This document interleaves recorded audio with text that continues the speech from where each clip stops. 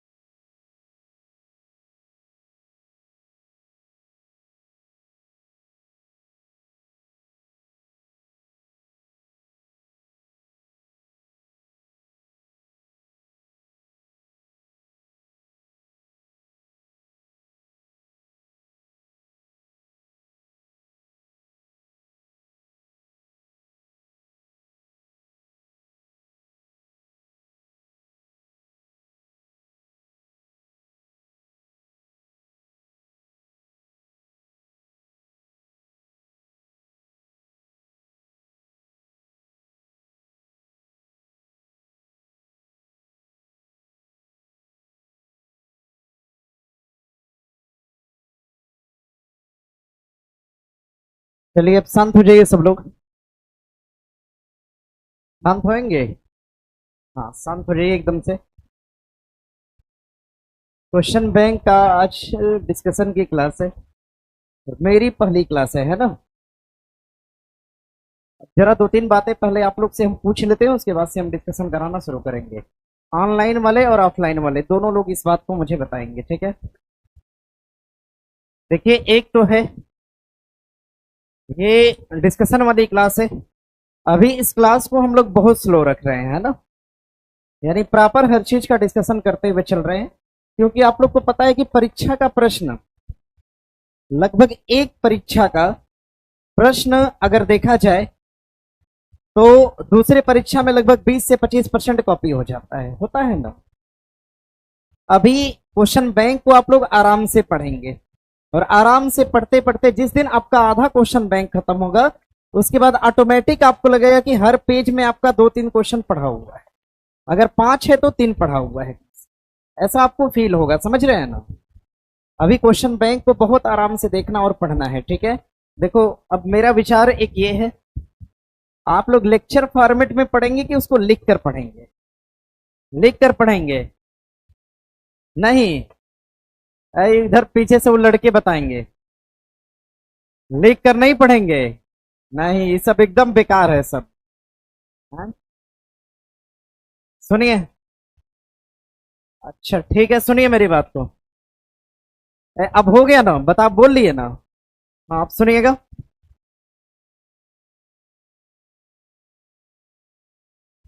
सुनिएगा, देखिए, अभी कुछ समय तक, कुछ समय मीन्स लगभग एक महीना तक, ठीक है ना, नहीं, लगभग 1 महीना तक आपको हर बात को, हर चीज को लिख कर पढ़ना और सीखना है, समझ गए। उसके बाद देखिए क्या करना, देखिए लिखने में मेरी भी तो मेहनत लगेगी, नहीं तो हम आएंगे खड़े होके ऐसे लेक्चर दे देंगे, क्वेश्चन देखेंगे, अच्छा ये क्वेश्चन बोल दिए खड़े होके, तो आसान है मेरे लिए, ठीक है। लिखने में थोड़ा सा हम एफर्ट लगाएंगे, थोड़ा आप लगाएंगे, लगभग आधा जाते जाते समझिएगा। देखिए होता क्या है क्वेश्चन बैंक में, क्वेश्चन बैंक में है क्या कि आपका पीवाईक्यू क्वेश्चन, पीवाईक्यू का मतलब समझते हैं ना आप लोग, पता चला यही ना पता हो। पीवाईक्यू का मतलब होता है previous year question. Previous year question देखिए होता क्या है, प्रीवियस ईयर क्वेश्चन लगभग आपके जितने भी एग्जाम होते हैं, हर एग्जाम से उठाया गया प्रश्न होता है। मान लीजिए एक परीक्षा में 100 प्रश्न पूछा गया हो, अगली परीक्षा में भी 100 प्रश्न हो, नेक्स्ट परीक्षा में भी 100 प्रश्न हो। देखिए ये प्रायोरिटी होती है कि एक परीक्षा का लगभग 20% क्वेश्चन अगले परीक्षा में लगभग मैच कर जाता है या उस तरह का क्वेश्चन मैच कर जाता है। सोचिए फंडामेंटल राइट का मतलब मूल अधिकार। मूल अधिकार से मान लीजिए इस पेपर में क्वेश्चन दिया है तो ये संभावना होती है कि अगले पेपर में भी एक क्वेश्चन और बन सकता है। ठीक है, पढ़ने का तरीका क्या है जिस चीज को हम लोग पढ़ेंगे, जैसे एक बार मूल अधिकार आ गया तो उसको अच्छे से पढ़ लिए। अब जहां जहां मूल अधिकार होगा वो सारा क्वेश्चन अपने आप क्या होगा, समझ गए ना। और ऐसे करके आपके बिहार पुलिस की परीक्षा में मान के चलो एक अंदाजा लगाओगे तो 100 ऐसे टॉपिक हैं, टॉपिक जहां से आपके एग्जाम में हमेशा क्वेश्चन बनते। 100 ऐसे टॉपिक है जहां से हमेशा क्वेश्चन या प्रश्न बने। ठीक है, सोचो अगर इनको कोई बहुत ढंग से आपको बता दे तो क्या प्रश्न छूटने का चांस होगा? फिर नहीं होगा। और एक चीज और समझिएगा, जितना आप लोग पढ़ते जाएंगे, जितना आप लोग आगे बढ़ते जाएंगे, हमने इसको दरोगा में देखा हुआ है। दरोगा के प्रश्न को मैंने 2 बार एनालिसिस कराया और दोनों बार एनालिसिस कराने में ये पाया हमने कि आधा क्वेश्चन बैंक खत्म होते होते ऐसा लगता है आगे बढ़ने पे कि सारा क्वेश्चन जो है पीछे का मैच हो रहा है, क्योंकि मैंने डिस्कशन इस ढंग से करा दिया। मूल अधिकार से प्रश्न किया कि अनुच्छेद 17 में क्या लिखा हुआ है, तो हमने बता दिया अस्पृश्यता का अंत है। लेकिन मैंने उसके साथ ये भी बता दिया कि अनुच्छेद 14 में, 15 में, 16 में, 17 में, पूरा मैंने 12 से लेकर 35 तक बता दिया। अब जहां जहां मूल अधिकार से प्रश्न था सभी क्या हो गया, ऑटोमेटिक एक प्रश्न से तैयार हो गया। समझ गए ना इसको। अभी आप लोग लगातार 1 महीने तक, ऑनलाइन वाले भी सुन लीजिएगा, अभी लगातार 1 महीने तक आपके पास एक कॉपी होनी चाहिए और लिखने के लिए एक पेन होनी चाहिए।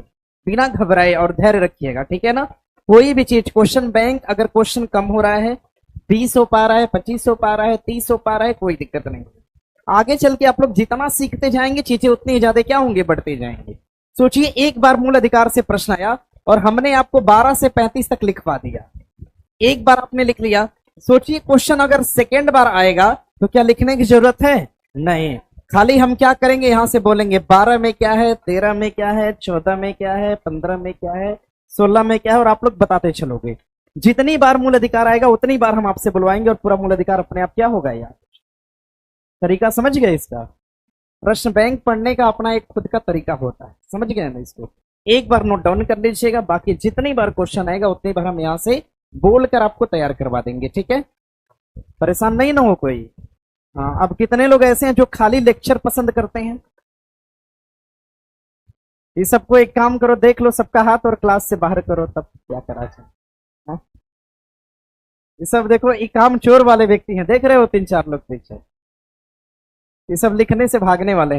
अरे लिखो, क्या चीज, क्या बोले? सुनिए, बोलिए क्या बोले हैं? हाँ, सारी बातें लिखी है, क्यों दोबारा लिखेंगे, है ना। मेरी एक बात सुनिएगा, थोड़ा सा इत्मीनान से सुनिएगा। देखिए लिखा हुआ है, सर ने कल क्वेश्चन पढ़ाया आपको, ठीक है। सर ने कल पढ़ाया हुआ है ना, आप ही खड़े होंगे, कौन खड़े हो जाए। देखो देखो, साइड इफेक्ट देख लो जरा, खड़े हो जाना। प्रश्न दिया है आपका ए, बी, सी और डी, ये 4 ऑप्शन दिए हैं। प्रश्न दिया है आपका निर्वाचन आयोग। निर्वाचन आयोग द्वारा भारत में वर्तमान नेशनल पार्टियों की संख्या कितनी है? कितनी मैंने नहीं पूछा, निम्नलिखित में से कौन सी ऐसी पार्टी है जो कि नेशनल पार्टी नहीं है?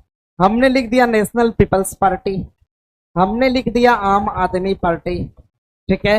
हमने लिख दिया बीएसपी और हमने लिख दिया एसपी।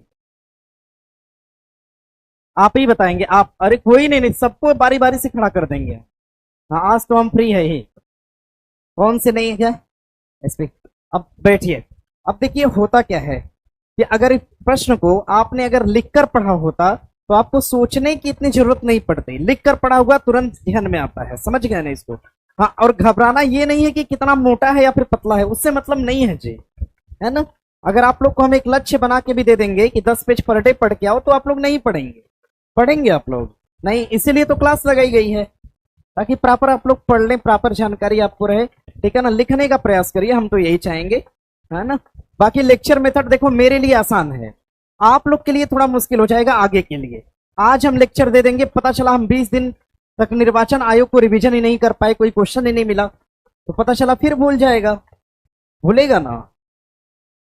ठीक है, तो इत्मीनान से पढ़ते चलिए, कुछ दिन पढ़िए, कुछ दिन लिख कर पढ़िए, उसके बाद ऑटोमेटिक जब हमें फील होगा कि नहीं आप लोग सारी बातें जान गए हैं, तो हम खुद ही लेक्चर मोड पे उस पे आ जाएंगे। ठीक है ना, थोड़ा कुछ चीजों में एफर्ट लगाया जाता है, मेहनत लगाई जाती है। ठीक है ना, सारी चीजें ऐसे ही थोड़ी मिल जाती है। चलिए, बोल तो रहे हैं, हाँ लिखा तो है, जो जितना लिखेगा और जितना घिसेगा उतना ही बेहतर पढ़ेगा। ठीक है, हाँ ये तो सही नियम लगा दिया। चलिए प्रश्न पे आइएगा, कौन सा प्रश्न है जी?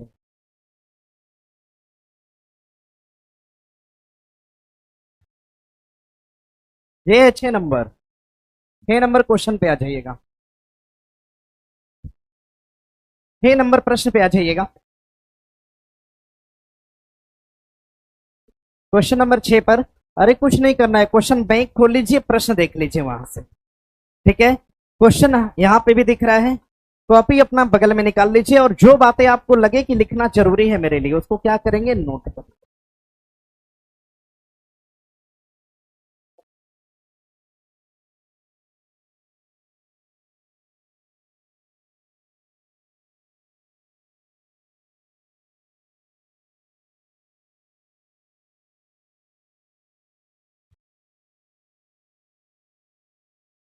हो गया? आप काहे बोल रहे हो फिर आप लोग धीरे धीरे उसे? एकदम बोलना बंद कर दीजिए, एक स्पाइरल ले लीजिएगा। ठीक है ना, स्पाइरल लेकर ही आइएगा, अगले दिन से लाइए, दिखाएं कैसा स्पाइरल होता है। अरे इस तरह का एक स्पाइरल, ज्यादा मोटा स्पाइरल नहीं पड़ते हैं, पतला सा स्पाइरल, हाँ देखो इतना, ऐसे एक स्पाइरल ले लीजिएगा ना। हाँ, लिखने का तरीका सीखिएगा। देखिए आप लोग को, सुनिए सुनिए, देखिए किसी भी चीज को आप लोग लिख कर पढ़ते हैं, ज्योग्राफी आज तक किसी ने घर पे नहीं पढ़ा होगा, मुझे लग रहा है पढ़ा है, जरूरत लगती है पढ़ने की। सोचिए कितना बेनिफिट है लिखने में, बताइए। क्वेश्चन बैंक भी यही पढ़ा जाएगा, घर पे पढ़ने की जरूरत है नहीं। चलिए देखिए प्रश्न दिया है, अब एकदम आवाज नहीं करिएगा, एकदम साइलेंट हो जाइए, थोड़ा धीमे पढ़ाएंगे, आराम से पढ़ाएंगे, समझा के पढ़ाएंगे। प्रश्न दिया है आपका, प्रश्न दिया है कि प्रधानमंत्री नरेंद्र मोदी ने मार्च 2024 में देश की पहली अंडर वाटर मेट्रो ट्रेन का उद्घाटन किया, और कहां पर किया, मुंबई के अंदर, कोलकाता, चेन्नई या बंगलुरु? हमारा उत्तर क्या हो जाएगा, कोलकाता हो जाएगा। ध्यान रखिएगा, अगर हम बात करते हैं अंडर वाटर मेट्रो की, अब देखो लिखने का तरीका क्या है, ऐसे स्टार पॉइंट बना लेना। अब लिखना इसमें अंडर वाटर मेट्रो, लिखिए भैया, हम सब बता रहे हैं आप लोग को, एक एक बात आपको हम समझा के बता रहे हैं। Under water metro, under water metro, under water metro का जो परिचालन है, परिचालन देखो ऐसे डैश मारना और लिखना परिचालन।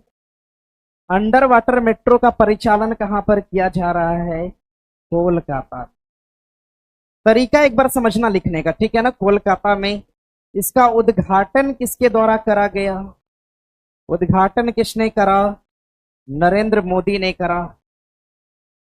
उद्घाटन किसने करा, नरेंद्र मोदी ने। प्रश्न करेगा अंडर वाटर मेट्रो किस नदी में चलाई गई? अगर हम नदी की बात करेंगे किस नदी में, तो हुगली नदी में। कहां पर, हुगली नदी में। नदी पूछेगा तो कर लीजिएगा, हुगली नदी में चलाई गई अंडर वाटर मेट्रो, किस नदी में चलाई गई तो कर लीजिएगा, हुगली नदी में। आप लोग के क्वेश्चन बैंक में जितना लिखा है उससे ज्यादा हम पढ़ाएं, इतना मान के चलिए। Under water metro, under water metro का परिचालन कहां पर, कोलकाता के अंदर। उद्घाटन किसने करा, नरेंद्र मोदी ने। किस नदी में चलाई गई तो क्या बताएंगे, हुगली नदी में चलाई गई, हुगली नदी में चलाई गई अंडर वाटर मेट्रो। अगर हम खाली मेट्रो की बात करते हैं, अगर हम खाली मेट्रो रेल की बात करेंगे, तो ध्यान रखिएगा, मेट्रो का भारत में परिचालन, मेट्रो का भारत में जो परिचालन है, परिचालन, परिचालन ध्यान रखिएगा, सन 1986 से प्रारंभ हुआ, सन 1986 से प्रारंभ हुआ। और कहां पर प्रारंभ हुआ, तो ध्यान रखिएगा, कहां पर प्रारंभ हुआ, तो कोलकाता में प्रारंभ हुआ। सन 1986 में कोलकाता के अंदर मेट्रो का परिचालन प्रारंभ किया गया। ध्यान रखिएगा, कोलकाता के अंदर मेट्रो का परिचालन प्रारंभ किया गया। और कुल कितने किलोमीटर की मेट्रो चलाई गई प्रश्न करेगा तो ध्यान रखिएगा 3.4 किलोमीटर की मेट्रो चलाई गई थी सबसे पहली बार। भारत में मेट्रो का पहला मुख्यालय कहां पर बनाया गया? भारत में मेट्रो का पहला मुख्यालय अगर आपसे पूछेगा, भारत में मेट्रो का पहला मुख्यालय कहां पर बनाया गया? कोलकाता। कहां पर बना? कोलकाता।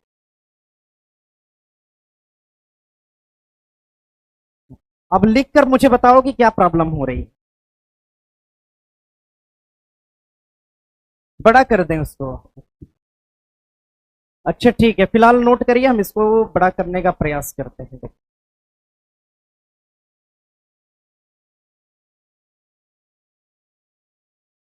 इतना हो गया?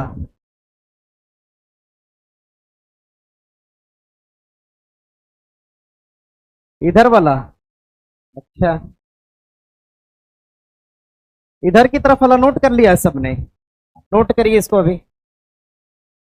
मेट्रो सुनिए, सीखिए, शोर नहीं करना है, चीजों को सीखने का प्रयास करिए।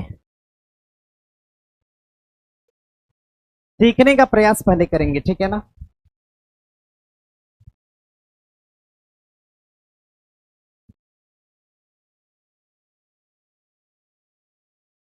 क्या चीज? 1986 लिखा हुआ है, बोल रहे हैं कहां थे, थोड़ा सा सुना भी करो। सन 1986 लिखा हुआ है, 86 से प्रारंभ हुआ। कहां पर हुआ? कोलकाता में। कितना किलोमीटर? 3.4 किलोमीटर। भारत का पहला मेट्रो मुख्यालय कहां पर? कोलकाता में बनाया गया। ध्यान रखिएगा। अब देखो, मेट्रो से हमें याद क्या रखना है? अंडर वाटर मेट्रो कहां पे चलाई गई? कोलकाता में। नदी कौन सी है? उद्घाटन किसने करा? भारत की पहली मेट्रो कहां पर? कोलकाता। कितने किलोमीटर चलाई गई? 3.4। 3 कितना? 4 किलोमीटर। कोई दिक्कत यहां से? मेट्रो का पहला मुख्यालय कहां पर बनाया गया? कोलकाता। कहां पर? अंडर वाटर मेट्रो कहां पर? नदी कौन सी? मेट्रो का पहला मुख्यालय। अंडर वाटर मेट्रो का उद्घाटन किसने किया? क्लियर है इतना? ऐसे ही पढ़ना है। आगे बढ़े यहां से? नहीं सर,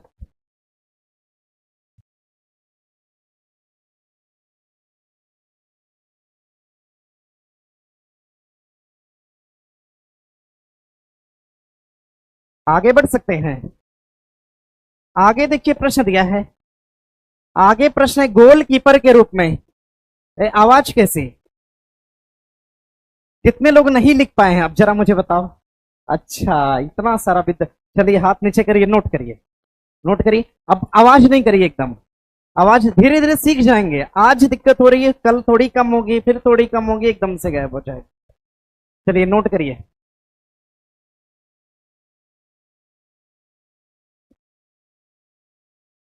अब आवाज करेंगे। छूट देने का मतलब आवाज नहीं करना है, ठीक है ना? छूट दिए लिखने के लिए केवल मैंने दिया, बतियाने के लिए नहीं दिया हुआ। ये देखो, आगे बैठ के बात करें, कहां लिख लिया। चलिए बढ़े आगे। आगे देखिए, प्रश्न दिया है गोलकीपर के रूप में प्रदर्शन के लिए निम्नलिखित में से कौन सा पुरस्कार दिया जाता है? हॉकी इंडिया बलजीत सिंह पुरस्कार, हॉकी इंडिया ध्यानचंद पुरस्कार, या हॉकी इंडिया प्रगट सिंह पुरस्कार की हॉकी इंडिया परफॉर्मर अवार्ड? कौन सा दिया जाता है? हॉकी इंडिया बलजीत सिंह पुरस्कार दिया जाता है। लगा लीजिएगा, ए आपका ठीक उत्तर है। अब सुनिए मेरी बात को, सुनिए। अगर हम खेल के क्षेत्र में बात करते हैं, खेल के क्षेत्र में, नोट करिए ऐसे पॉइंट बना के लिखिएगा। खेल के क्षेत्र में, खेल के क्षेत्र में, खेल के क्षेत्र में सर्वोच्च अवार्ड, खेल के क्षेत्र में सर्वोच्च अवार्ड, खेल के क्षेत्र में सर्वोच्च अवार्ड, खेल के क्षेत्र में सर्वोच्च अवार्ड, और इस तरह से डैश लगा के लिखिएगा। Major Dhyan Chand, major Dhyan Chand, major Dhyan Chand Khel Ratna award, major Dhyan Chand Khel Ratna award. खेल के क्षेत्र में सर्वोच्च अवार्ड मेजर ध्यानचंद्र खेल रत्न अवार्ड, मेजर ध्यानचंद्र खेल रत्न अवार्ड। इतना हो गया। सुनिएगा, इसी मेजर ध्यानचंद्र खेल रत्न अवार्ड के नीचे नोट करिएगा, इस अवार्ड की जो शुरुआत है, शुरुआत मेजर ध्यानचंद्र अवार्ड की जो शुरुआत है, शुरुआत होती है सन 1900 कब 91 के अंदर। कब शुरू होता है? सन 1991 के अंदर। इस अवार्ड का जो पुराना नाम था, पुराना नाम, इस पुरस्कार का पुराना नाम की अगर हम बात करेंगे तो ध्यान रखिएगा, राजीव गांधी, राजीव गांधी खेल रत्न अवार्ड, राजीव गांधी खेल रत्न पुरस्कार के नाम से इसको जाना गया। इसका पुराना नाम हो जाएगा राजीव गांधी खेल रत्न पुरस्कार। राजीव गांधी खेल रत्न पुरस्कार के नाम से ये शुरू होता है, और शुरू कब होता है? सन 1900 कब 91 में। कब शुरू हुआ? 1991 में। प्रश्न करेगा आपसे आगे, आगे प्रश्न करेगा, राजीव गांधी खेल रत्न अवार्ड, राजीव गांधी खेल रत्न पुरस्कार, खेल रत्न, राजीव गांधी खेल रत्न पुरस्कार, पुरस्कार पहली बार किसे प्रदान किया गया? पहली बार प्रदान किया गया सन 1900 कब 91 के अंदर। और किसको दिया गया? तो विश्वनाथन आनंद को दिया गया।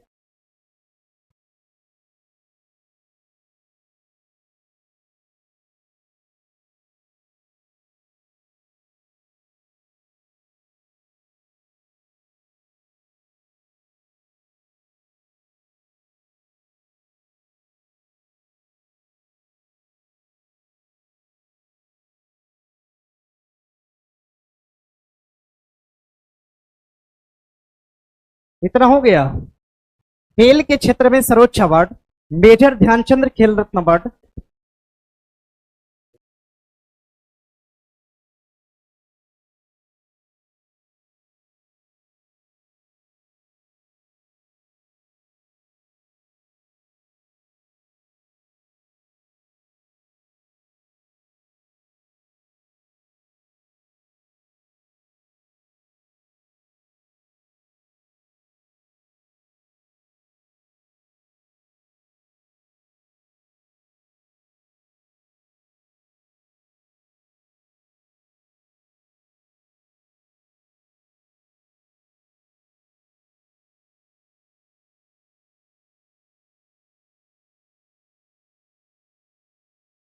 हो गया। खेल के क्षेत्र में सर्वोच्च अवार्ड मेजर ध्यानचंद अवार्ड, और शुरुआत कब होती है? सन 1991। इसका पहले नाम क्या था? राजीव गांधी खेल रत्न अवार्ड। राजीव गांधी खेल रत्न अवार्ड दिया गया सन 1991 के अंदर। पहली बार किसे दिया गया? ध्यान रखिएगा, विश्वनाथन आनंद को दिया गया। किसको दिया गया? विश्वनाथन आनंद को प्रदान किया गया। विश्वनाथन आनंद को सबसे पहला अवार्ड प्रदान किया गया राजीव गांधी खेल रत्न का। नोट करिएगा, राजीव गांधी खेल रत्न पुरस्कार सबसे पहली बार सन 1991 में किसको प्रदान किया गया? तो विश्वनाथन आनंद को दिया गया। ये तो पहला अवार्ड था। अगर आपसे प्रश्न करेगा, आपसे प्रश्न करेगा, राजीव गांधी खेल रत्न अवार्ड जो था, ये तो पुराना नाम था इसका, जो इसका नया नाम बना, नया नाम, इसका जो नया नाम बना, ये कौन सा बना? मेजर ध्यानचंद। कौन सा बना? मेजर ध्यानचंद खेल रत्न अवार्ड बना। और नए नाम को कब बनाया गया? सन 2000 कब 21 के अंदर बनाया गया था। राजीव गांधी खेल रत्न अवार्ड जो है, ठीक है, इसको मेजर ध्यानचंद खेल रत्न अवार्ड के रूप में कब किया गया? तो ध्यान रखिएगा, सन 2021 के अंदर। सन 2021 के अंदर इसका नाम क्या करा गया? तो परिवर्तन करा गया। इस बात को ध्यान में रखिएगा। सन 2021 के अंदर इसका नाम परिवर्तन करके क्या रखा गया? तो मेजर ध्यानचंद खेल रत्न अवार्ड रखा गया। अब यहीं से एक बात और ध्यान रखना, हो गया है, इतना लिख लिए सब लोग। यहीं से एक बात ध्यान रखिएगा, major Dhyan Chand Khel Ratna award, major नहीं लिख पाए हैं, मेजर ध्यानचंद खेल रत्न अवार्ड आते हैं उसी पे, मेजर ध्यानचंद खेल रत्न अवार्ड। एक तीसरा पॉइंट बना के लिखिएगा, सन 2025 में सन 2025 में प्रदान किया गया। मेजर ध्यानचंद खेल रत्न अवार्ड सन 2025 में प्रदान किया गया, ध्यान रखिएगा, प्रदान किया गया। तो इसमें एक खिलाड़ी हो जाएंगे, नोट कर लीजिएगा, इसमें एक खिलाड़ी हो जाएंगे मनु भाकर और एक दूसरे नंबर के खिलाड़ी हो जाएंगे डी गुकेश और एक तीसरे नंबर के खिलाड़ी हो जाएंगे, एक तो मनु भाकर और दूसरे कौन से हैं, डी गुकेश, और एक तीसरे नंबर के खिलाड़ी हो जाएंगे, लिखिएगा प्रवीण कुमार। कौन होंगे, प्रवीण कुमार हो जाएंगे। एक तो मनु भाकर को दिया गया, दूसरा किसको दिया गया, डी गुकेश को, तीसरे नंबर पे किसको दिया गया, प्रवीण कुमार को, और चौथे नंबर पे लिख लीजिएगा चौथा अवार्ड जो है, चौथा अवार्ड ये किसको प्रदान किया गया, एक तो मनु भाकर, दूसरा हो जाएगा डी गुकेश और तीसरा कौन सा हो जाएगा, प्रवीण कुमार। ये इतने लोग ऐसे थे जिनको अवार्ड प्रदान किया गया, कब, सन 2025 के अंदर दिया गया। इस बात को ध्यान में रखिएगा। चौथा देखो मेरे नाम जो है मेरे ध्यान से हट रहा है, ठीक है, आते ही इसको बता दो। अच्छा, हरमनप्रीत है, लिख लीजिएगा, हॉकी के खिलाड़ी हरमनप्रीत को, हरमनप्रीत को दिया गया। ध्यान रखिएगा, ये चार ऐसे व्यक्ति हैं जिनको अभी हाल ही में रिसेंटली सन 2025 के अवार्ड देने की घोषणा करी गई। इस बात को ध्यान में रखिएगा, ठीक है। अब जरा सा पीछे आ जाए, हम नहीं लिख पाए अभी, हाँ नोट करिए, तो हम पीछे एक बार आके रिकॉल करवा देते हैं।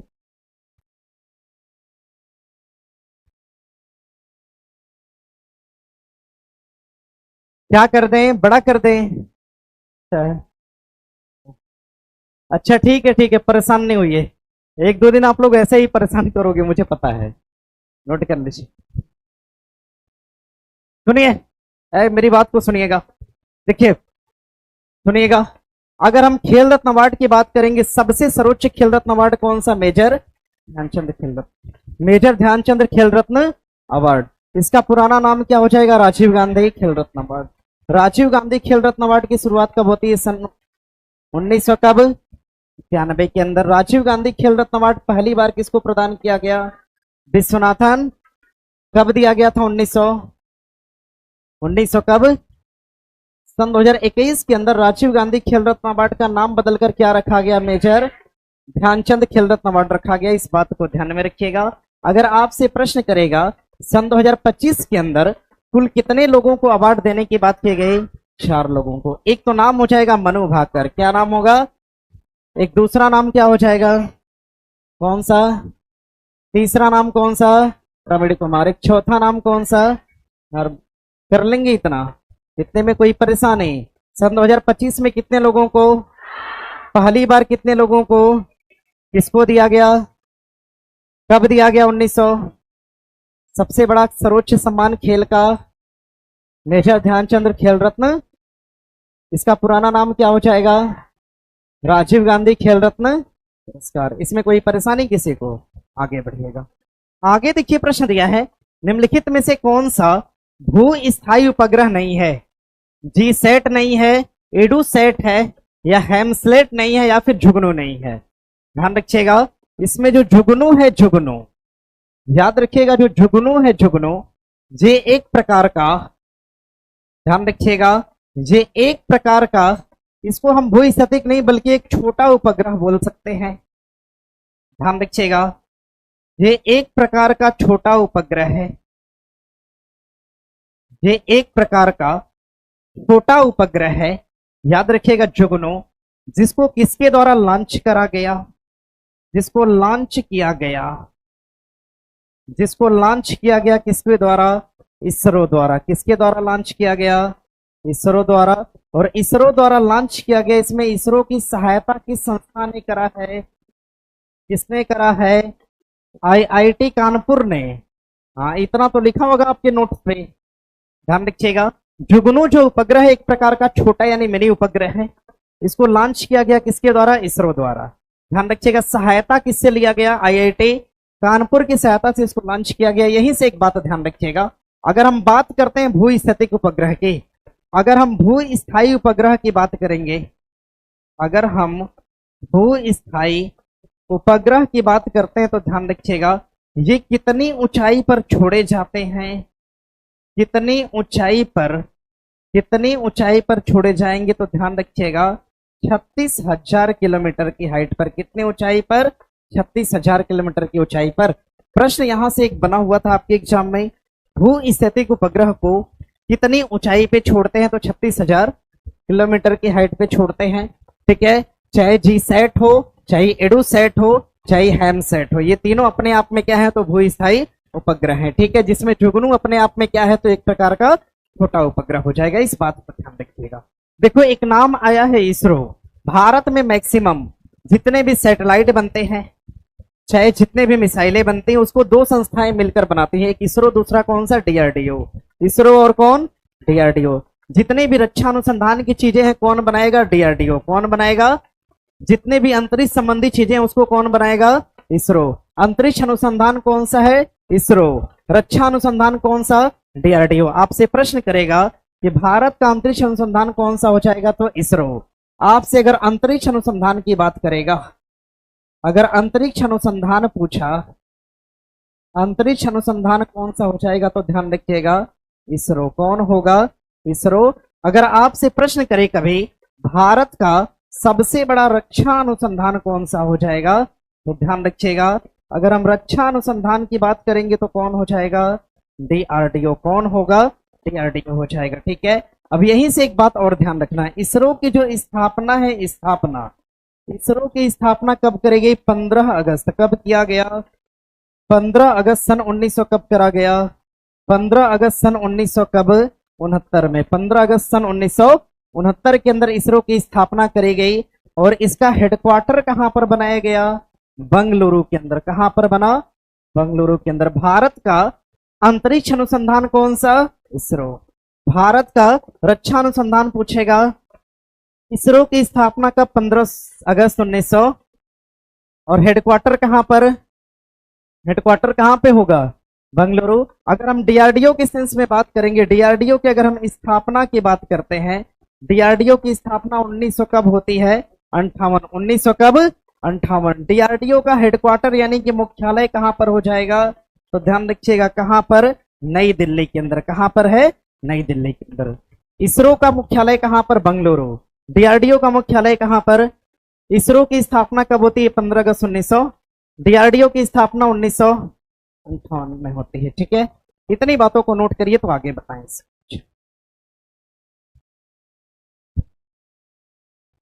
पीछे कर दें, नहीं लिख पाए थे अभी।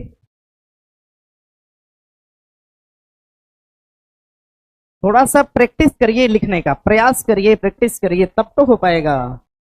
हाँ, एक दो दिन दिक्कत का आप लोग सामना करेंगे, उसके बाद बहुत बेहतर लगेगा जब चीजें मैक्सिमम। अब सोचिए इसरो अगर दोबारा आएगा तो क्या उसको लिखने की जरूरत है, नहीं है ना। हाँ, आगे बढ़ जाए इसमें, ये हो गया। हाँ, आगे बढ़िएगा, ये हो गया इधर वाला।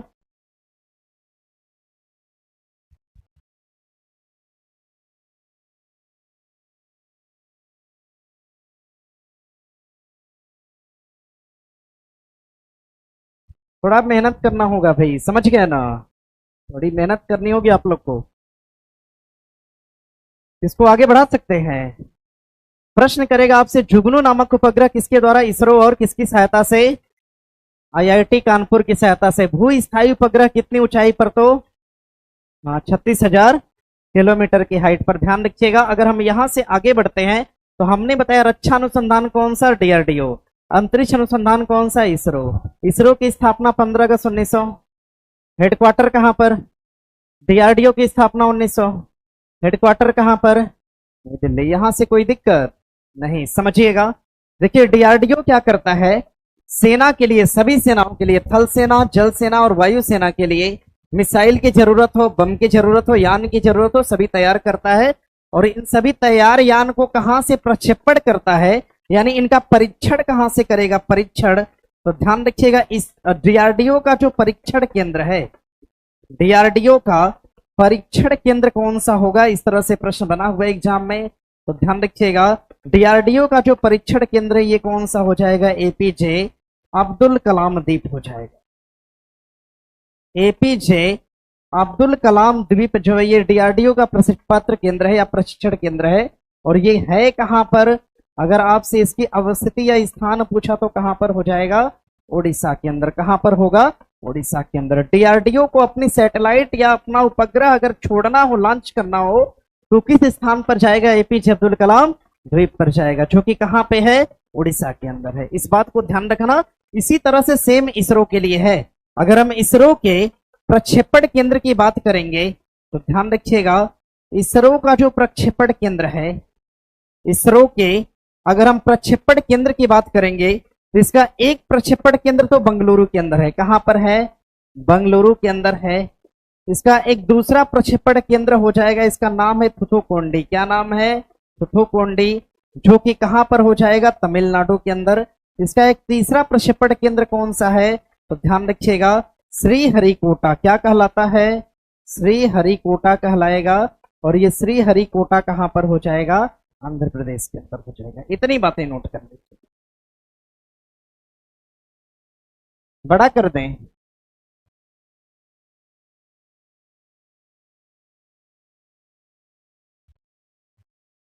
हाँ, शोर एकदम नहीं करिए। देखें कहां पर,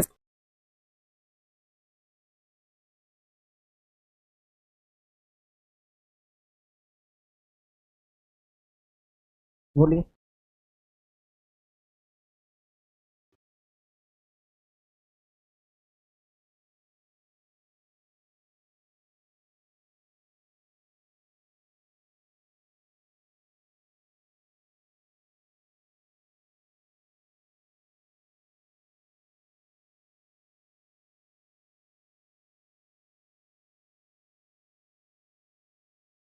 सुनिए, हाँ सुन लीजिएगा। लिखना सहज नहीं हो पा रहा है आप लोग के लिए, मुझे आ रहा है ना? थोड़ा सा लिखने की प्रैक्टिस सीख लीजिए, ठीक है? हाँ, लिखने का प्रैक्टिस अगर होगा, उसी हिसाब से पढ़ने की भी प्रैक्टिस होती है और उतना ही समझने की भी कैपेसिटी बढ़ती है। समझ गए ना इसको? सुनिए, एक बार रिकॉल कर देते हैं पूरा। देखिए, प्रश्न दिया था आपका, भू स्थायी उपग्रह के बारे में पूछा है। भू स्थायी उपग्रह की ऊंचाई कितना? 36,000। इसको लॉन्च किया गया किस? जुगनू उपग्रह को लॉन्च किया गया किसके द्वारा? सहायता कौन कर रहा है? कानपुर की सहायता से। ध्यान रखिए, बाकी आपके जी सेट हो, चाहे एडू सेट हो, चाहे हैम सेट हो, ये सभी अपने आप में क्या है? भू स्थायी उपग्रह है। फिर मैंने ये बताया आपसे कि भारत के तो ऐसे संस्थान, एक तो रक्षा अनुसंधान, दूसरा कौन सा? अंतरिक्ष अनुसंधान। भारत के रक्षा अनुसंधान में कौन आता है? डीआरडीओ। कौन आएगा? अंतरिक्ष अनुसंधान में कौन आएगा? इसरो। डीआरडीओ की स्थापना 1900, इसरो की स्थापना 1959। इसरो का हेडक्वार्टर कहां पर? बंगलुरु। डीआरडीओ का मुख्यालय कहां पर? नई दिल्ली। कहां पर? डीआरडीओ को अपने यान का प्रक्षेपण करना है तो कहां से करेगा? एपीजे अब्दुल कलाम द्वीप। है कहां पर? उड़ीसा के अंदर। कहां पर है? अगर इसरो को अपने यान प्रक्षेपात्र करना है तो कहां से करेगा? 3 स्थान से करेगा। एक तो बंगलुरु से, दूसरा कहां से? थुथुकोंडी से, और तीसरा कहां से? श्रीहरिकोटा। श्रीहरिकोटा कहां पर है? थुथुकोंडी कहां पर? और एक कहां पर? बंगलुरु के अंदर। ये 3 ऐसे केंद्र हैं जिनका संबंध किससे है? इसरो से। एपीजे अब्दुल कलाम द्वीप का संबंध किससे हो जाएगा? डीआरडीओ से। इतना क्लियर है? अब समझिए मेरी बात को, सुनिएगा। देखिए, डीआरडीओ जहां से अपने यान प्रक्षेपण करता है, एपीजे अब्दुल कलाम द्वीप, इस द्वीप का जो पुराना नाम है, पुराना नाम, इस द्वीप का पुराना नाम क्या हो जाएगा? तो ध्यान रखिएगा, इसको हम व्हीलर द्वीप के नाम से जानते थे। क्या जानते थे? व्हीलर द्वीप के नाम से। और यही व्हीलर द्वीप आगे चल के क्या बना? तो एपीजे अब्दुल कलाम द्वीप के नाम से जाना गया। इस बात को याद रखिएगा। देखिए, जो चीजें हम यहां से बोल सकते हैं उसको मैंने बोल भी दिया और लिखवा भी दिया। अगर अब भी आप लोग असहज महसूस कर रहे हैं तो खाली लेक्चर मेथड कर देते हैं, आराम से सुन लीजिए। व्हीलर द्वीप, व्हीलर लिखा है, व्हीलर। इसका पुराना नाम क्या हो जाएगा? व्हीलर द्वीप होगा। इसका पुराना नाम क्या हो जाएगा? तो ध्यान रखिएगा, व्हीलर द्वीप हो जाएगा। नहीं, रेड दिख रहा है, लिखिए व्हीलर द्वीप। क्या होगा? व्हीलर द्वीप। पुराना नाम डैश लगा के लिखिएगा, व्हीलर द्वीप। व्हीलर द्वीप हो गया। आगे बढ़िए, अब आगे बढ़िएगा। देखिए, प्रश्न दिया है, समा चकेवा बिहार का एक त्योहार है। इस त्योहार का समर्पित किस रिश्ते से? माँ और बेटी, माँ और बेटा, पति और पत्नी, भाई और बहन, किससे हो जाएगा? भाई और बहन से हो जाएगा, ध्यान रखिएगा। सी लगा लीजिएगा ठीक उत्तर। ध्यान रखिएगा, अगर हम बिहार की बात करेंगे, अगर हम बिहार की बात करेंगे, बिहार में एक त्योहार है जिसका नाम है, ध्यान रखिएगा, यहां पर एक त्योहार मनाते हैं जिसका नाम क्या हो जाएगा? जाट और जाटिन। जाट और जाटिन त्योहार। और एक त्योहार हो जाएगा बिहार का, ध्यान रखिए, एक त्योहार और हो जाएगा बिहार का जिसको हम नकटा के नाम से जानते हैं। क्या बोलते हैं? नकटा के नाम से जानेंगे। जाट और जाटिन और नकटा ये कहां पर मनाते हैं? बिहार के अंदर। अगर हम बात करेंगे, सुनिए, अगर हम बात करेंगे फूलदेई त्योहार कहां पर मनाते हैं? फूलदेई त्योहार कहां पर मनाया जाएगा? उत्तराखंड के अंदर। कहां पर? उत्तराखंड के अंदर। लिख लीजिएगा 8-10 त्योहारों का नाम। फूलदेई त्योहार कहां पर? उत्तराखंड के अंदर। प्रश्न करेगा आपसे, काला घोड़ा त्योहार कहां पर? काला घोड़ा त्योहार कहां पर मनाते हैं? महाराष्ट्र के अंदर। कहां पर? महाराष्ट्र के अंदर। फूलदेई त्योहार की बात करेगा तो कहां? उत्तराखंड के अंदर। ठीक है। काला घोड़ा त्योहार की बात करेगा तो कहां पे हो जाएगा? महाराष्ट्र के अंदर हो जाएगा। अगर हम बात करेंगे पूर्वोदयी त्योहार कहां पे मनाया जाता है? पूर्वोदयी त्योहार कहां पे मनाया गया? तो कोलकाता के अंदर। कहां पर? कोलकाता के अंदर मनाया गया। पूर्वोदयी त्योहार की अगर हम बात करते हैं कहां पर हो जाएगा? कोलकाता के अंदर। अगर हम यहीं से आगे बढ़ेंगे, अगर हम चिली त्योहार की बात करेंगे और मांडू त्योहार की अगर हम बात करते हैं, चिली और मांडू त्योहार कहां पे मनाए गए? चिली और मांडू त्योहार कहां पर मनाए गए? मध्य प्रदेश के अंदर। कहां पर? मध्य प्रदेश के अंदर। अगर हम प्रश्न दिया है, अगर हमने प्रश्न देखा, अगर हमने देखा अंबुबाची जो त्योहार या मेला है, अंबुबाची, या तो आप इसको त्योहार बोल लीजिए या फिर इसको आप मेला बोल लीजिए। ये कहां पर मनाया जाता है? असम के अंदर मनाया जाता है। जाट, जाटिन और नकटा लिखा आपने, कहां पर? फूलदेई लिख लिया, कहां का? फूलदेई कहां का? काला घोड़ा, काला घोड़ा कहां का? फूलदेई कहां? काला घोड़ा। यहां तक हो गया है, आगे बढ़िएगा। पूर्वोदयी त्योहार कहां पर? लिख लिया सभी ने? पूर्वोदयी कहां पर? पूर्वोदयी कहां पर? चिली और मांडू कहां पर? चिली और मांडू कहां पर? अंबुबाची कहां पर? अंबुबाची मेला कहां पर? अंबुबाची मेला कहां पर? असम। अंबुबाची मेला कहां पर? आसाम के अंदर। ध्यान रखिएगा। एक त्योहार और नोट कर लीजिएगा, खजुराहो त्योहार। कौन सा त्योहार? खजुराहो त्योहार। ये खजुराहो त्योहार कहां पर मनाया जाता है? मध्य प्रदेश के अंदर। कहां पर? मध्य प्रदेश के अंदर। इतनी बातों को नोट करिएगा। और एक त्योहार और नोट कर लीजिएगा, सिग्मो त्योहार। कौन सा? सिग्मो त्योहार। सिग्मो त्योहार को हम कहां पे मनाते हैं? गोवा के अंदर। कहां पर? गोवा के अंदर। एक तो लिखिएगा खजुराहो त्योहार कहां पर? एमपी के अंदर। कहां लिखा आपने? एमपी के अंदर। सिग्मो त्योहार कहां पर हो जाएगा? गोवा के अंदर। कहां पर होगा? गोवा के अंदर हो जाएगा। नोट करिए, धीरे धीरे कंफर्ट हो जाएंगे। ठीक है, परेशान मत होइएगा, क्योंकि अच्छी चीजें हमेशा कष्ट देती है ना। और कष्ट साना जिस दिन सीख लिए उस दिन बेहतर हो जाए।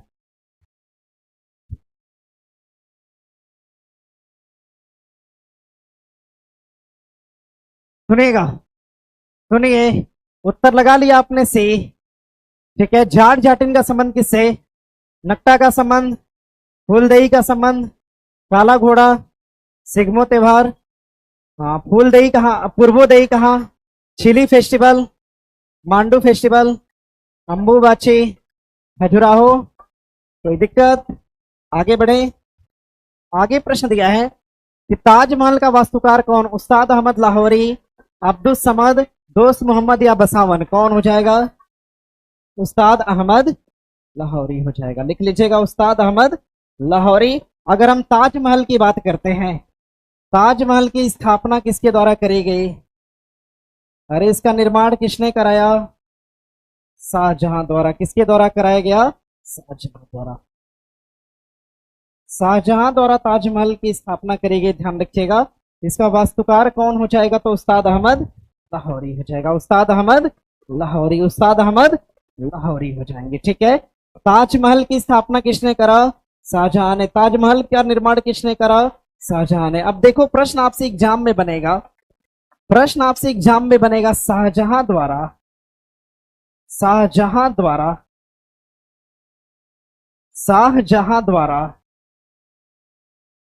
भारत में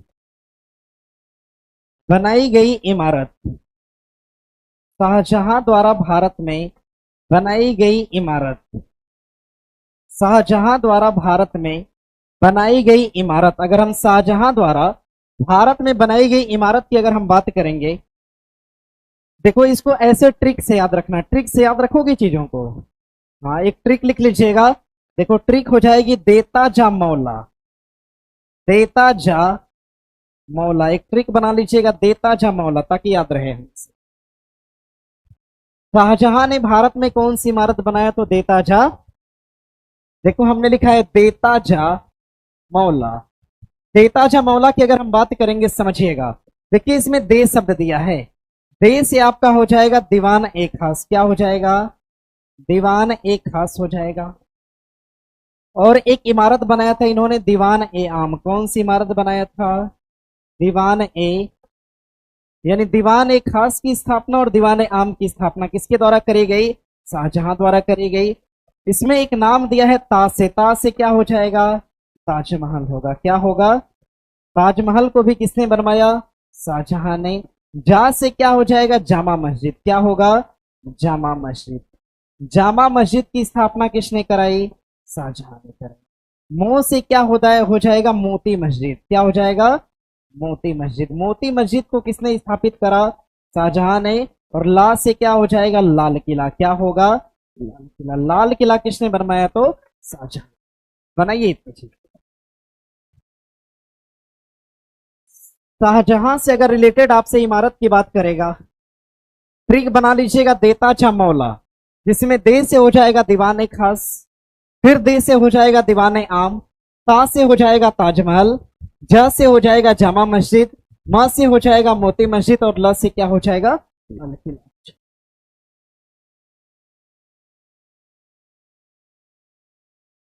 हो गया।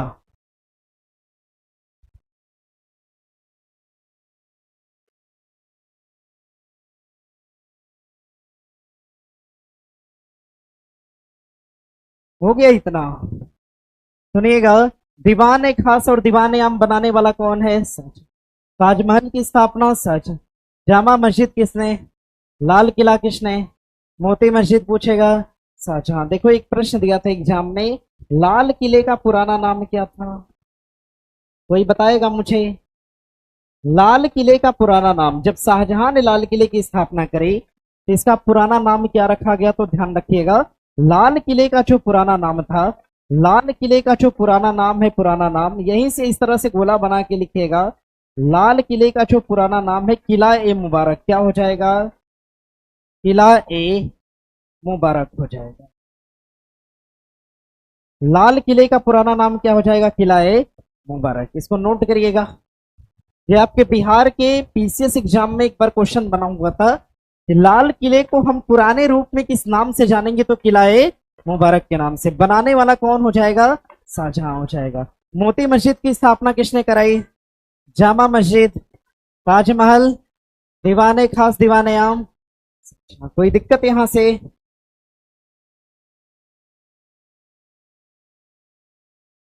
हो गया। आगे बढ़ सकते हैं। आगे देखिए प्रश्न दिया है, बिंबिसार का प्रसिद्ध राजवैद्य जीवक डैश डैश का निवासी थे। वैशाली, पाटलिपुत्रा या राजगिर? कहाँ का था? राजगीर का था। कहाँ का? राजगीर का था। ध्यान रखिएगा, डी आपका ठीक उत्तर हो जाएगा। अगर हम जीवक की बात करेंगे, जीवक की किसकी बात हम करेंगे? अगर हम जीवक की बात करेंगे, जीवक की, तो ध्यान रखिएगा, जीवक एक तो निवासी था कहाँ का? ये निवासी कहाँ का रहा है? राजगीर का निवासी रहा था। राजगीर का, ध्यान रखिएगा, निवासी कहाँ का था? राजगीर का था। अगर हम जीवक से बात करेंगे, जीवक, जीवक किसके दरबार में एज राजवैद्य थे? किसके दरबार में थे, ध्यान रखिएगा, बिंबिसार के दरबार में। बिंबिसार के दरबार में थे ये। किसके दरबार में थे, ध्यान रखिएगा, बिंबिसार के। अगर हम जीवक की बात करेंगे, समझिएगा, अवंती के एक राजा थे, नाम क्या था उनका, चंद्रप्रद्योत। चंद्रप्रद्योत जो थे एक खतरनाक बीमारी से पीड़ित हो गए। हाँ, पीलिया जैसे आप बोल सकते हैं, एक बड़ी बीमारी थी, पीड़ित हो गए। तो समझिएगा, बिंबिसार ने अपने दरबार के राजवैद्य किसको, जीवक को, उनकी सेवा के लिए भेजा, उनकी चिकित्सा के लिए भेजा। ध्यान रखिएगा, प्रश्न एग्जाम में 2-3 तरह के बने हुए हैं। एक तो पूछा है कि जीवक कहाँ का था, राजगीर का। किसके दरबार में था, बिंबिसार के दरबार में। बिंबिसार ने जीवक को किसकी चिकित्सा के लिए भेजा था, राजा चंद्रप्रद्योत। एक प्रश्न और बना यहां से कि राजा चंद्रप्रद्योत कहाँ के राजा थे, अवंती। कहाँ के राजा थे, अवंती के राजा। ध्यान रखिएगा, जीवक जो थे, जीवक को कहाँ भेजा गया, तो ध्यान रखिएगा, जीवक को भेजा गया कहां पर, अवंती के राजा, अवंती के राजा, अवंती के राजा चंद्रप्रद्योत की सेवा में। किसकी सेवा में, अवंती के राजा चंद्रप्रद्योत की सेवा में भेजा गया। अवंती के राजा चंद्रप्रद्योत की सेवा में किसको भेजा गया, जीवक को भेजा गया। इस बात को ध्यान, ठीक है। देखो, अगर हम बात करेंगे किसकी, राजगीर की, अगर हम राजगीर की बात करते हैं, राजगीर की, तो देखो, राजगीर को हम राजगीर भी कह सकते हैं, राजगीर को हम राजगिरी भी बोल सकते हैं, और इसी को हम और क्या बोलते हैं, गिरिब्रज कहते हैं। क्या बोलेंगे, गिरिब्रज बोलेंगे, ठीक है। अगर प्रश्न करेगा आपसे, राजगीर की स्थापना किसके द्वारा करी गई, स्थापना किसके द्वारा करी गई, ना भैया, गलत बात है। राजगीर शहर को, ध्यान रखिएगा, राजगीर जो था, राजगीर, इसकी स्थापना किसके द्वारा करी गई, तो ध्यान रखिएगा, जरासंध द्वारा। किसके द्वारा, जरासंध द्वारा करी गई।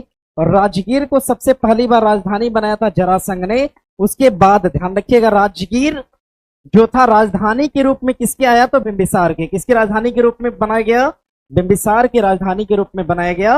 और बात ध्यान रखिएगा, मगध साम्राज्य की राजधानी बनी थी, ये कौन बनी थी, राजगीर बनी थी। स्थापना किसने करा था, स्थापना किसने करा, जरासंध ने करा। और ध्यान रखिएगा, मगध पे शासन करने वाला जो सबसे पहला वंश था, कौन सा, हर्यक वंश। हर्यक वंश के पहले राजा कौन थे, बिंबिसार। बिंबिसार ने राजधानी के रूप में किसको चुना, राजगीर को चुना। इस बात को ध्यान रखेंगे आप लोग। हाँ, अब एक बात ध्यान रखिएगा, वैशाली से अगर हम वैशाली की बात करते हैं, वैशाली की, तो ध्यान रखिएगा, भारत का पहला, भारत का पहला, भारत का पहला गणतंत्र, भारत का पहला गणतंत्र, ये कहां पर स्थापित करा गया, वैशाली के अंदर। कहां पर स्थापित किया गया, वैशाली में। किसके द्वारा करा गया, तो लिच्छवियों द्वारा। किसके द्वारा करा गया, लिच्छवी द्वारा करा गया, लिच्छवी द्वारा। ध्यान रखिएगा, लिच्छवी द्वारा स्थापित किया गया। भारत का पहला गणतंत्र कहां पर, वैशाली के अंदर। और स्थापित किसने करा, तो लिच्छवियों ने करा। अगर हम पाटलिपुत्रा की बात करेंगे, पाटलिपुत्रा की स्थापना किसके द्वारा करी गई, किसने किया, उदयन ने। किसने किया, पाटलिपुत्रा को मगध की प्रारंभिक राजधानी किसने बनाया था, कौन बनाया, उदयन ने बनाया। किसने बनाया, उदयन ने। बाकी ऑप्शन देखो, दोनों मैच कर गया है, ऊपर वाला अपना देख लेना, ठीक है। आगे बढ़िए, यहां से कोई परेशानी, जीवक कहाँ का निवासी था, किसके दरबार में, बिंबिसार ने कहा भेजा, किस राजा की सेवा के लिए, चंद्रप्रद्योत की सेवा के लिए। क्लियर है यहां से। राजगीर, गिरिब्रज या राजगिरी की स्थापना किसने करी, जरासंध ने। मगध की पहली राजधानी कहां पे, राजगीर के अंदर। मगध की दूसरी राजधानी कहां पर, पाटलिपुत्रा। पाटलिपुत्रा को किसने बसाया, उदयन ने। कौन बसाया, पाटलिपुत्रा को आधुनिक रूप से हम क्या कहते हैं, पटना। क्या बोलते हैं, पटना। हाँ, पाटलिपुत्रा से पटना कन्वर्ट किया था किसने, शेरशाह सूरी ने। पाटलिपुत्रा को पटना कन्वर्ट किया किसने, शेरशाह सूरी ने। कोई परेशानी यहां से।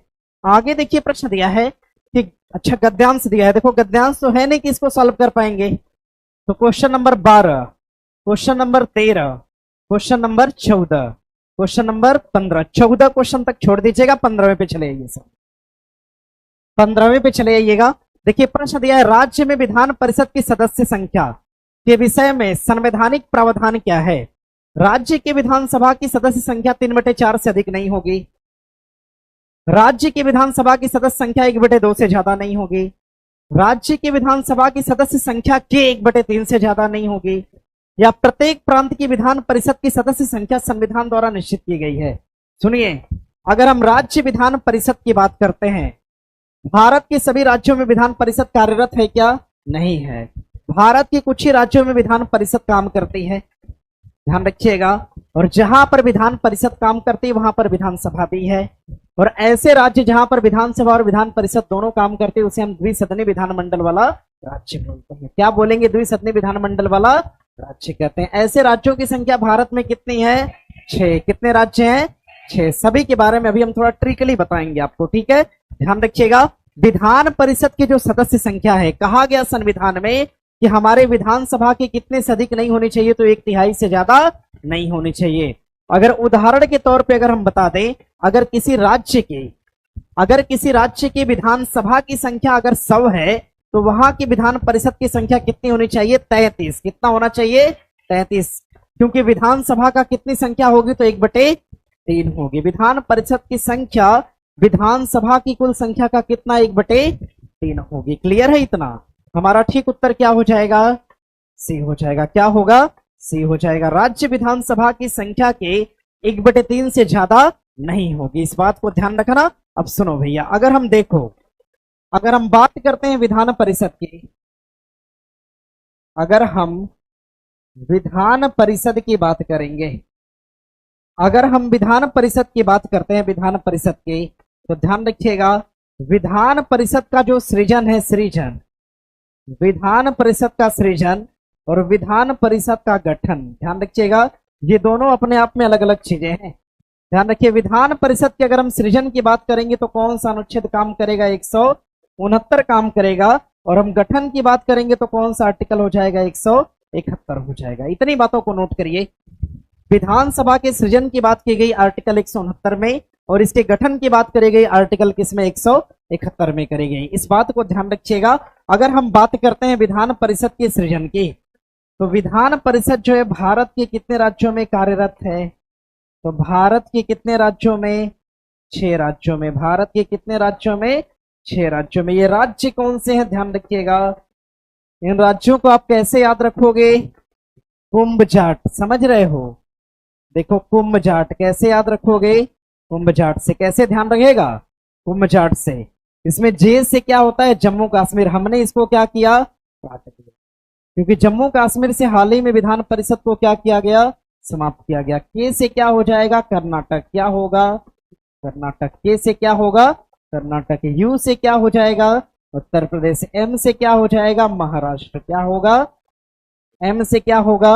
महाराष्ट्र। बी से क्या हो जाएगा? बिहार होगा। क्या होगा? बिहार। ए से क्या हो जाएगा? आंध्र प्रदेश। क्या होगा? ए से क्या हो जाएगा? आंध्र प्रदेश। टी से क्या हो जाएगा? तेलंगाना। क्या होगा? तेलंगाना। टी से क्या है? तेलंगाना। ये भारत के 6 ऐसे राज्य हैं जहां पर विधान परिषद क्या है? कार्यरत है। भारत के कितने राज्यों में विधान परिषद कार्यरत है? राज्य कौन से? कुंभ जाट। कौन से राज्य? कुंभ जाट। कौन से राज्य? कुंभ जाट। ध्यान रखिएगा, कर्नाटक के बाद उत्तर प्रदेश, उसके बाद महाराष्ट्र, के बाद बिहार, के बाद आंध्र प्रदेश, के बाद तेलंगाना। बनाइए कॉपी पे, लिखिए।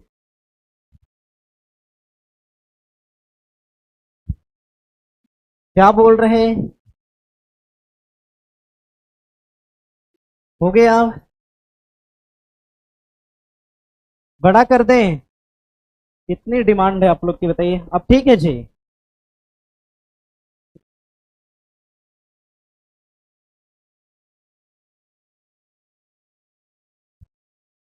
सुनिएगा, हो गया?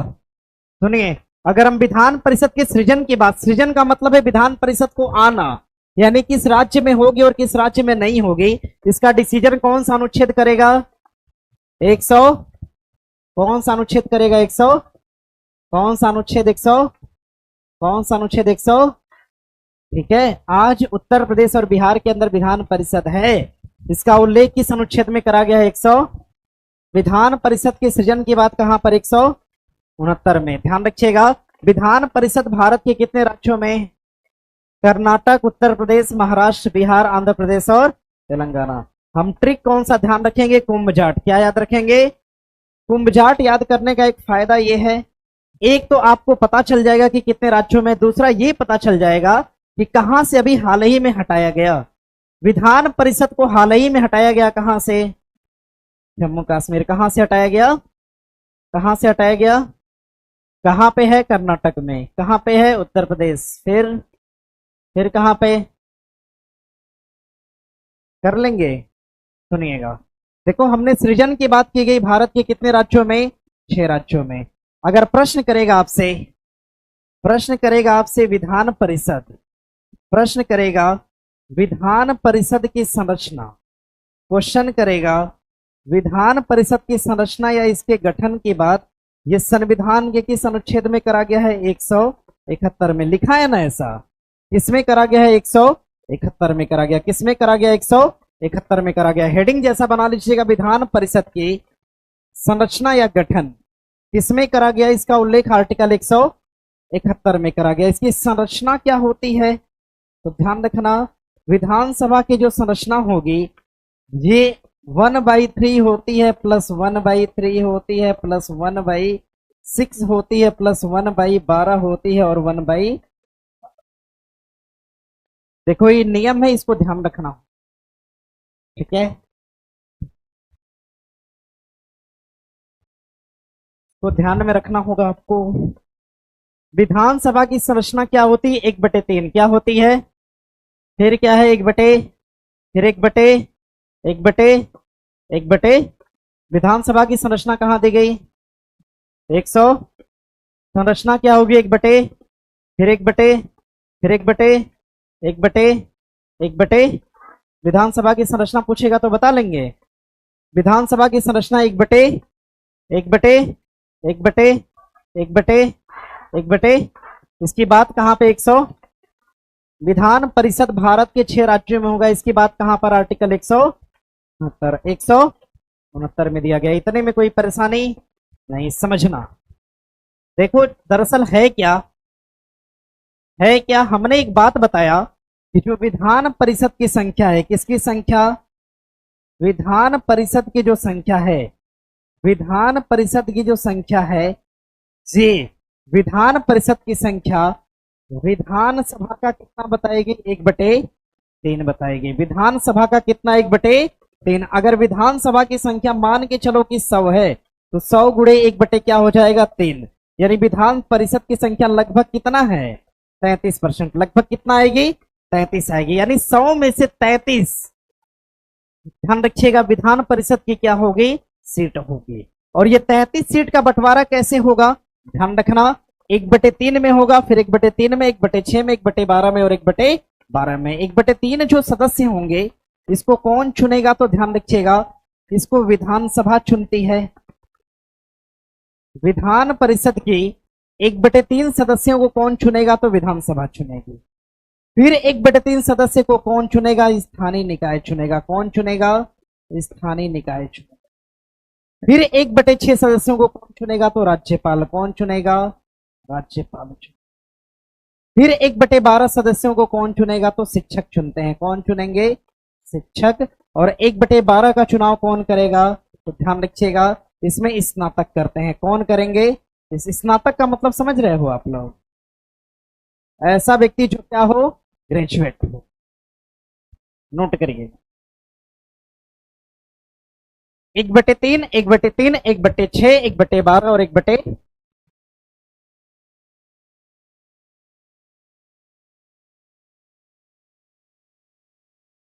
हो गया। धीरे धीरे धीरे धीरे चीजों को समझिए, समझ जाएंगे एक बार, फिर मुझे पढ़ाने में एकदम भी दिक्कत नहीं होगी, एकदम आसान हो जाएगा और आप लोग को पढ़ने में भी कोई समस्या नहीं होने वाली। ठीक है, क्लियर है इतना? अरे 1/3 को कौन चुनेगा? फिर 1/3, फिर 1/6, 1/12, फिर 1/12 कौन?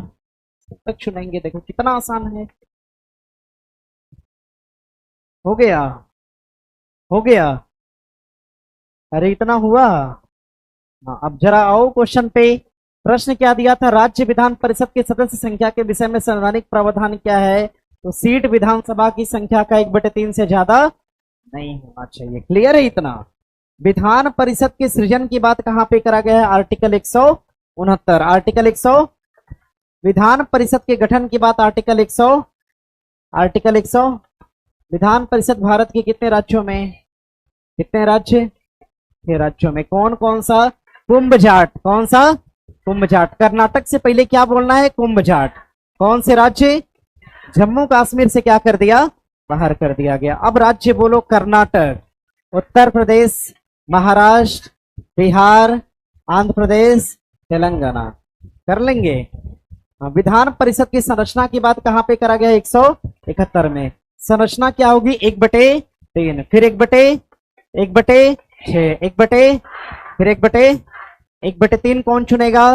विधानसभा। कौन चुनेगा? फिर 1/3 कौन चुनेगा? स्थानीय। 1/3 कौन? स्थानीय। 1/6 कौन चुनेगा? 1/6, 1/12, 1/12 स्नातक। क्लियर है इतना? कोई दिक्कत? याद भी हो गया? आगे बढ़ो। आगे देखिए प्रश्न दिया है। आगे प्रश्न दिया है, संविधान सभा में चुनाव हुए थे जुलाई 1946 में, जुलाई 1945 में, दिसंबर 1946 में कि दिसंबर 1945 में? जुलाई सन 1946 में। याद रखिएगा। सुनिए, देखिए भारत में पॉइंट बना के लिखिएगा। भारत में बड़ा ही लिखते हैं ना एक ही बार। अच्छा अब बताना जरा, पीछे दिख रहा है ना? भारत में संविधान सभा के, ध्यान रखिएगा, निर्माण के लिए, भारत में संविधान सभा के निर्माण के लिए सन 1946 में कैबिनेट मिशन लाया गया।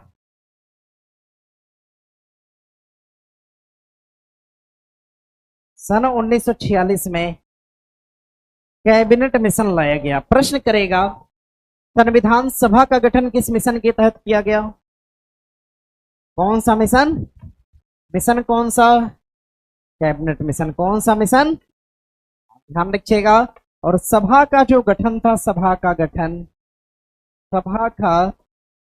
कब करा गया? तो ध्यान रखिएगा, जुलाई। कब करा गया? जुलाई सन 1900 कब? 46। जुलाई सन 1946। जुलाई सन 1900 कब? 46 में। जुलाई सन 1946 में। जुलाई सन 1946 करा गया। ठीक है। एक विद्यार्थी बोल रहा है कि सर बहुत डीप। अरे डीप नहीं है, नहीं पढ़े हैं तो लग रहा है कठिन है, समझ गए?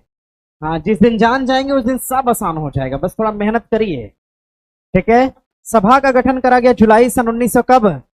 जुलाई सन 1946। समझिएगा, जब संविधान सभा का गठन करा गया तो अभी अगर हमें कोई चुनाव कराना है तो हम किससे कराते हैं? वयस्क मताधिकार। किससे कराते हैं? वयस्क मताधिकार का मतलब 18 साल की उम्र के लोग उसमें क्या करते हैं। लेकिन जब संविधान सभा का निर्माण करना था तो क्या 18 साल के लोगों ने उसमें भाग लिया था? नहीं लिया था। भाग लिया था? नहीं लिया था। ध्यान रखिएगा, कहा गया जो व्यक्ति शिक्षित होगा वो संविधान सभा के चुनाव में क्या करेगा? भाग लेगा। यानी शिक्षित वर्ग को शामिल किया गया था क्या? किया गया था। 18 साल की उम्र वाले को शामिल किया गया था क्या? नहीं। क्या शिक्षित वर्ग को शामिल किया गया था? 18 साल की उम्र वाले को शामिल किया गया था? नहीं किया गया था। ध्यान रखना, शिक्षित वर्गों ने मिलकर एक संविधान सभा चुनी। संविधान सभा को चुनने का आधार क्या था? Cabinet mission. क्या था? Cabinet mission. संविधान की सभा बन के तैयार होती है और जब संविधान की सभा बन के तैयार हुई तो संविधान सभा में, ध्यान रखिएगा, तो संविधान सभा में, संविधान सभा के अंदर अगर हम कुल सदस्य की बात करते हैं तो ओवरऑल सदस्यों की संख्या कितनी थी? 389। कितने सदस्य थे? 389। संविधान सभा में कुल सदस्यों की संख्या कितनी? 389। ये सदस्य कई जगहों से उठा के आए हुए थे, जिसमें कुछ सदस्य कहां से थे? देसी रियासत से। कहां से थे? देसी रियासत से। कहां से थे? देशी रियासत कुछ सदस्य कहां से, देशी रियासत, और कुछ सदस्य कहां से थे, ब्रिटिश भारत से। कहां से थे, ब्रिटिश भारत। कुछ सदस्य कहां से थे, ब्रिटिश भारत। अगर हम देशी रियासत की बात करेंगे तो देशी रियासत से कुल कितने सदस्यों ने भाग लिया था, 93 सदस्य। कितने सदस्य, 93 सदस्य। ब्रिटिश भारत से कितने भाग लिए थे, 292। कितने सदस्य, 292 सदस्य। प्रश्न करेगा संविधान सभा में कुल सदस्यों की संख्या कितनी, 300। किस मिशन के आधार पर संविधान सभा चुनी गई है, कैबिनेट। 1900 कब, भारत में संविधान सभा का आधार कौन सा मिशन बना, 1900 कब। संविधान सभा बनाने के लिए ब्रिटेन से कौन सा मिशन आया था, क्लियर है। क्वेश्चन किसी भी तरह से पूछेगा हो जाएगा। हाँ, संविधान सभा में क्या 18 साल की उम्र के लोगों ने भाग लिया था, नहीं लिया था, लिया था। हाँ, इसमें जो शिक्षित वर्ग था क्या शामिल था, इसमें मतदान में शामिल था। संविधान सभा जब चुनी गई तो सदस्यों की संख्या कितनी, 300। देशी रियासत और कहां से, देशी रियासत से कितने, ब्रिटिश भारत से 200, ब्रिटिश भारत से 200। देशी रियासत कुल सदस्य 389 कुल सदस्य हुआ करते थे। और ध्यान रखिएगा ऐसे सदस्य जो कहां से आए थे, ब्रिटिश भारत से। कहां से, इनका क्या किया गया था, निर्वाचन किया गया था। क्या करा गया, निर्वाचन किया गया। क्या किया गया था, निर्वाचन किया गया था। और ऐसे सदस्य जो कहां से आए थे, देशी रियासत थे, इनका क्या करा गया था, मनोनयन करा गया था। क्या करा गया था, मनोनयन। मनोनयन का मतलब समझ रहे हैं, नहीं सर, अपने मन से चुन लेना, अपनी स्वेच्छा से चुन लेना। अगर इसमें दो लोगों का मुझे चुनाव कराना हो और हम सबसे वोट डलवा दें तो ये क्या हो गया, निर्वाचन हो गया।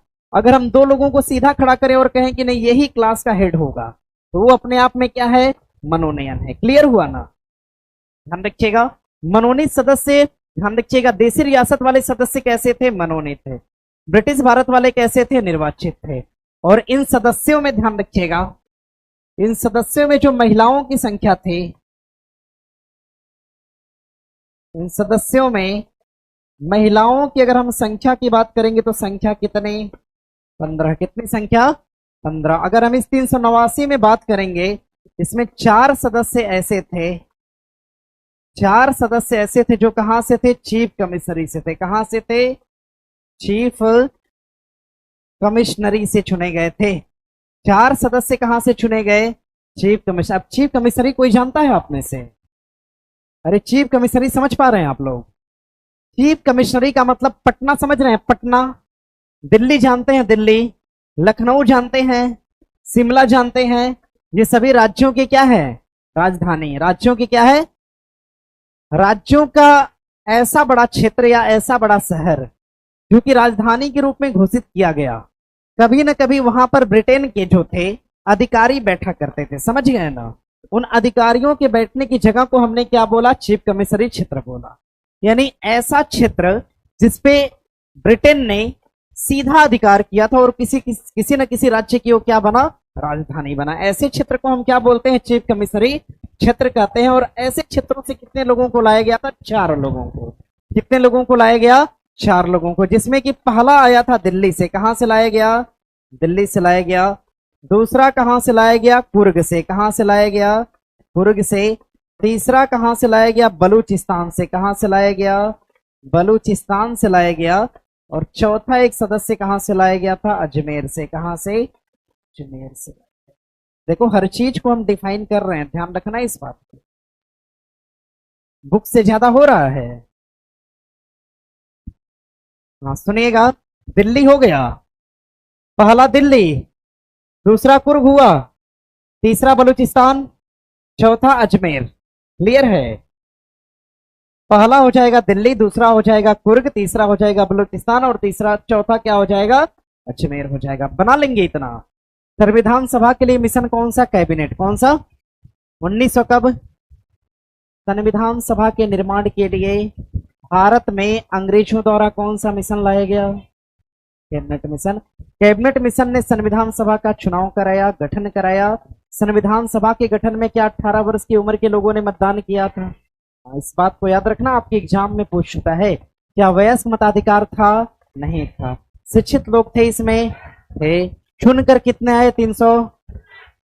जिसमें देसी रियासत और कहां से, ब्रिटिश भारत। ब्रिटिश भारत से कितने, देसी रियासत से, देसी रियासत वाले, ब्रिटिश भारत वाले क्या थे, महिलाओं की संख्या 4 चीफ कमिश्नरी थे, दिल्ली से, कुर्ग से, अजमेर से। क्लियर है यहां तक, कोई दिक्कत? एक प्रश्न और देखो पूछेगा।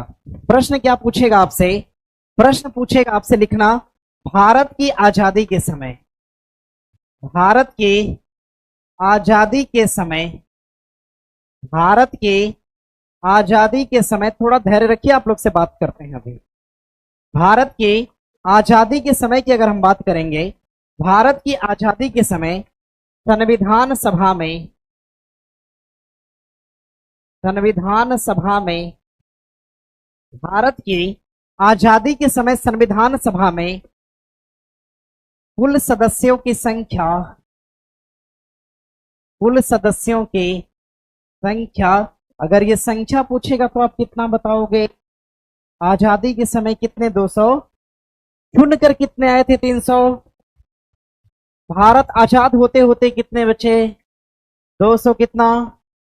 हाँ ध्यान रखना, संविधान के अंतिम बैठक के समय, संविधान के अंतिम बैठक के समय, संविधान के अंतिम बैठक के समय, अंतिम बैठक के समय सदस्यों की संख्या, कोई बताएगा मुझे, सदस्यों की संख्या कितना हो गई जी, कितना हो गई, 294, कितना, 84, 200 कितना, 84 हो गई। ध्यान रखिएगा, सदस्यों की संख्या कितनी हो गई, 284।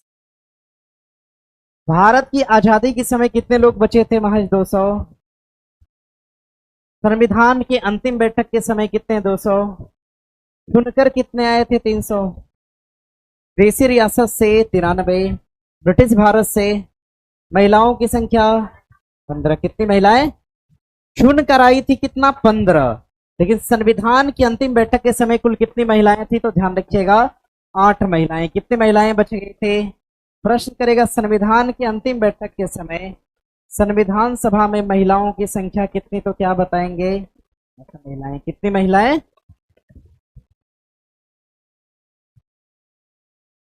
हो गया, हो गया इतना। सुनिए मेरी बात को ध्यान से सुनिएगा, सुनेंगे ना। देखिए ये फैक्ट जो है, आप लोगों ने जितना भी फैक्ट लिखा, अगर हम यहां से प्रश्न अगर उसमें से कर देते हैं तो आप लोग निश्चित तौर पे उसको बता पाएंगे, बता लेंगे ना। सोचिए मेट्रो का मुख्यालय कहां पर, कहां पर, क्लियर है, देखो कितना, ठीक है ना। पहली मेट्रो कहां पे चलाई गई, अंडर वाटर मेट्रो, नदी कौन सी, संविधान सभा में कितने लोग, 300, 300 कितना, आजादी के समय 200, ध्यान रखिएगा, और अंतिम बैठक पर 200, कितने, 200, क्लियर है इतना। सोचिए याद है सभी को, है ना। अब आप लोग को, मुझे नहीं लगता है कि घर पे इसके लिए प्रैक्टिस करने की आवश्यकता है, समझ रहे हो ना।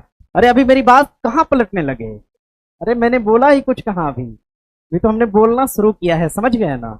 सुनिए मेरी बात को, अगर सोचिए इसी तरह से अगर प्रश्न कर दे कोई आपसे कि विधान परिषद में कुल सदस्यों की संख्या विधानसभा का कितना होगा, तो 1/, कितना, 1/, कितना आसान है। विधान परिषद के सृजन की बात कहां करा गया, 169। गठन की बात कहां पर, संरचना की बात कहां पर, संरचना क्या है, 1/,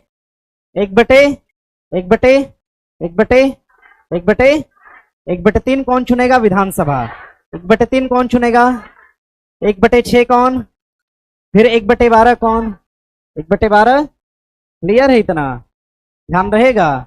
भारत के कितने राज्यों में विधान परिषद, फिर क्या बताया, कुंभ चार्ट, क्या बताया, दीवान खास की स्थापना किसने करा, दीवान आम, ताजमहल, मोती मस्जिद, क्लियर है।